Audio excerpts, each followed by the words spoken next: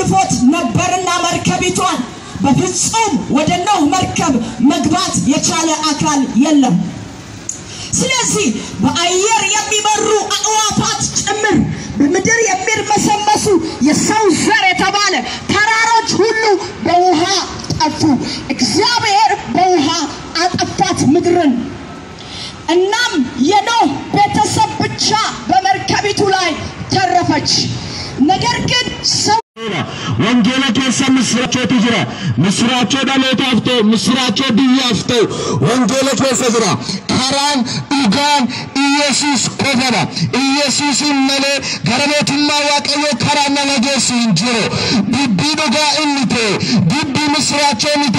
ወንጌልና ወንጌል ጀቹንሞ ዋይ ኢልመሳ ኢየሱስ ክርስቶስ ዲበቹዳ ሐረሲ ዋይ ኢልመሳ ኢየሱስ ክርስቶስ ኢሰፈይሳፍተ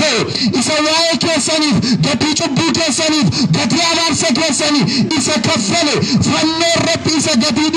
ኢገሳላል ገቲጩቡከ ገቲያባር ሰከ ገቲበለሳከ ኢሰሲከፈለ ዋይ ኢየሱስዳ ወንጌል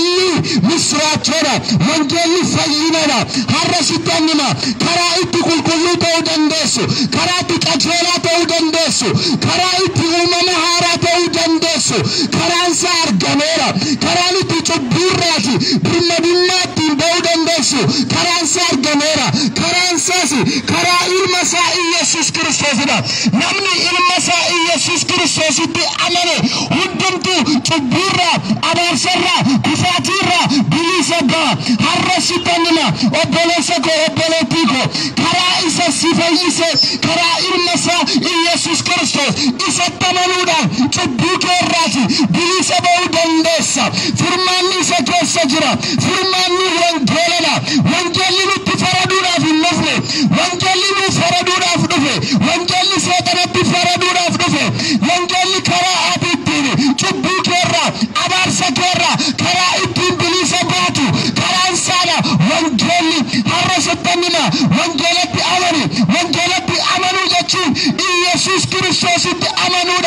ኢሰማለዳ አልቲሞቱማ ወቀየተው እንደንዳኑ ሃይማኖቱን ለመፈይሱ እንደንዳው ከነመፈይሱ እንደንዳው ብርመዱ ከነመባሱ እንደንዳው ከንገቱ ጩቡከ ገትራባር ሰከ ፈነረት ወጋ ኩመለማት ደሚ ለማራ ሲፍ አንገላሰ ዱርቦ ማርያም ራኢሰ ደለተ ኢየሱስ አመኑዳ ኢየሱስ ጋፈለ መቻለቱ ኡላ ጋመለ ለመቻለታ ወንጌል ዮሐንስ ሰዲ ለኮሰ ኮነጃረቲ ዋቀዮ አማ ኢልመሳቶ ኪቻላቱት አከሱማን ቢየለፋ ቻለተ ገና አረ በለሰኮ ዋቀዮ ሲቻለታ ኦቦሌቲኮ ዋቀዮ ሲቻለታ ኡላ ጋመለ ሲቻለታ ሲፍ ጀለቱ ከኒን ፈነረት ዲገሳ አንገላሰ ገቲ ጩቡከ ከፈሉና ገቲ አባርሰከ ከፈሉና ፍዳ ከኒን ፈነረት ዲገሳ አንገላሰ ከላፊ ኢሳ ኡላ ጋመለ ሲቻለተ ኢሳ ከሱማን ሲቻለተ ኢየሱስ አመኑ ኢሰት አመንተናን ይፈይታ ብርመዱ በው ደንደሳ ከና በረሲትንና ሰገለ ምስራቸው ሰተ ከላ ኢሳ ሲፈይሱ ፍበከላ ብርመዱ ሰሲባሱ ዱፈከላ ኢየሱስ አመኑ ኢሰማለ ፈይም ጅሮ ኢሰማለ ብርመዱ በውን ጅሮ ኢሰማለ ጅረኝ ጅሮ namni isattamane mootummaa waaqayyo dhaala mootummaa waaqayyo dhaalu kan danda'amu karaan isaa tokko qofadha karaan isaas ilma isaa Yesuusitti amanuudha namni ilma isaa Yesuusitti amane biyya lafaa kanarra ifa ta'ee jiraachuu danda'a wangeelli ifa nama godha isa amanuun ifa nama godha kanaaf barasittannina furmaanni waan hundumaa Yesuusidha Yesuus gatii cubbuukee gatii abaarsa suukaffaleera kanaaf abaarsa keessa jiraati cubbuu keessa jiraati karaa ittiin qajeelaa taatu argameera karaan itti qulqulluu taatu argameera karaan isaas ilma isaa Yesuus Kiristoositti amanuudhaanidha har'a otoo guyyaan jiru Yesuusin laphee keeratti simadhu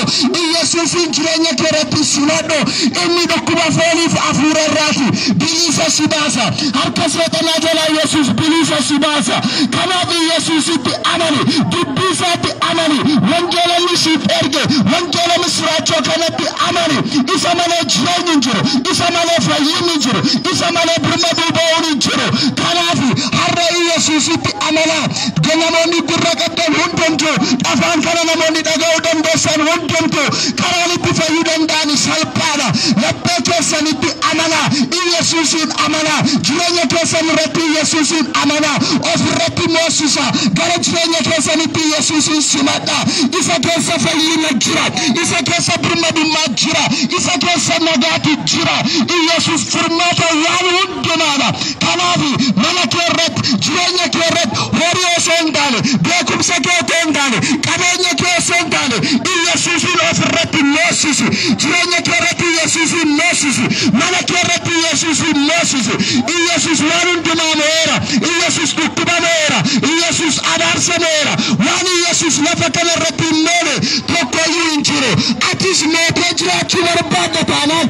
Yesuus isa mo'e kana jireenya kee irratti simadhu, mana kee irratti simadhu, ofii kee irratti Yesuusin simadhu. Isa mootee jiraatta.